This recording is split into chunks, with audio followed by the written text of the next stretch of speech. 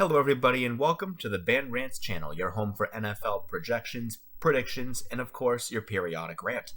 And in this video, I'm going to be going over all of my Week 6 picks and kind of where I went right, where I went wrong, and go over everything. A little bit about each team and why they're at where they are, in a sense of why they're so good or what's going wrong with them. I'm going to talk about all of that, but before I do, if you're new to the channel and you like what you see, please subscribe to the channel, leave a like on the video, leave a comment down below, and we'll go ahead and get started. So, looking at my Week 6 picks, I've kind of left things alone because I wanted to sort of let the cards fall where they may this week. But a lot of these games, about half the picks I missed, were due to overtime losses. So, the games, the Dallas winning, the Steelers winning, and the Vikings winning, those were all overtime wins.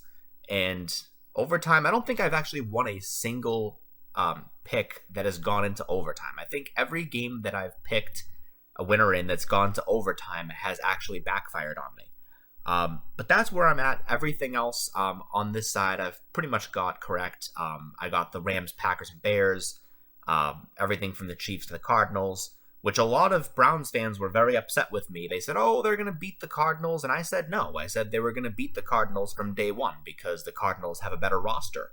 And not only did they win, they won by a lot. But in the AFC, a lot of things kind of backfired. I only got one game right over here. Raiders and Broncos, I really misread that room very, very badly. Bills and Titans, I don't think this game went to overtime. It went to the very, very end, but that was a pleasant surprise. Another pleasant surprise was the Baltimore Ravens winning, and that's not an unreasonable end result. None of these were. I just figured that the Chargers were playing so well on the road, I figured that Baltimore would probably have trouble against a red-hot Chargers team, but the Ravens have been playing very well, and I'm going to get to them in a second. Jacksonville, they got their first win, and I was on the fence about this game too.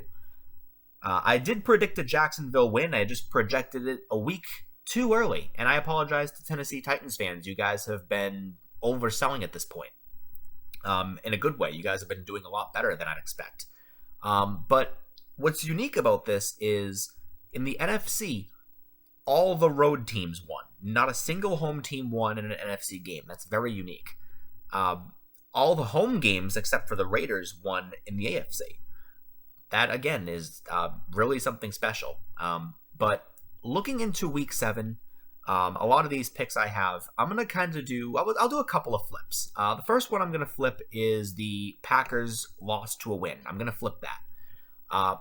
The way the football team played the Chiefs, I have no faith that they're going to be able to win in Lambeau against the Green Bay Packers. They're just on a different level right now. Aaron Rodgers is playing with a purpose. And I think the football team's offensive issues are starting to kind of, their cracks are starting to show. Now, they could potentially pull off an upset win down the road. I just don't think it's going to happen this week. Everything else looks good here.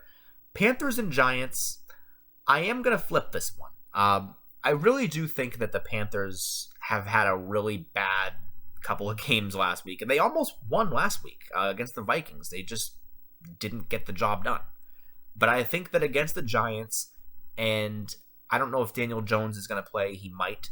But right now, I think Carolina needs to bounce back, and they're going to get a bounce-back win against a Giants team that has struggled.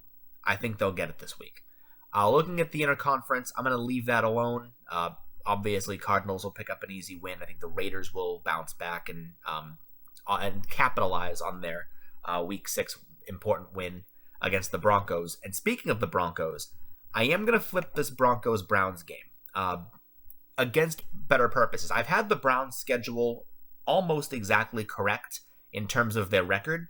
The only mistakes I made on the Browns schedule was I had them losing to Minnesota and beating the Chargers.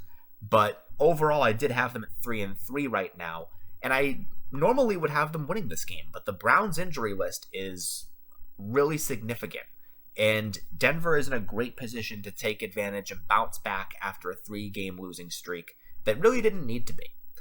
And if Denver doesn't pull off this win, then I think that Cleveland could potentially be on pace to go 6 wins by the end of October. I really do, because they're not on the bye next week. I think they can probably pull off another win and really make things interesting in the conference. Everything else looks good. You could argue Chiefs and Titans. That could go either way, as could Bengals and Ravens. I'm going to leave that alone, though. And this is what I've got for Week 7 for my picks. And hopefully we'll see where everything goes. And if you guys like what you saw here, I'll see you guys in the next one.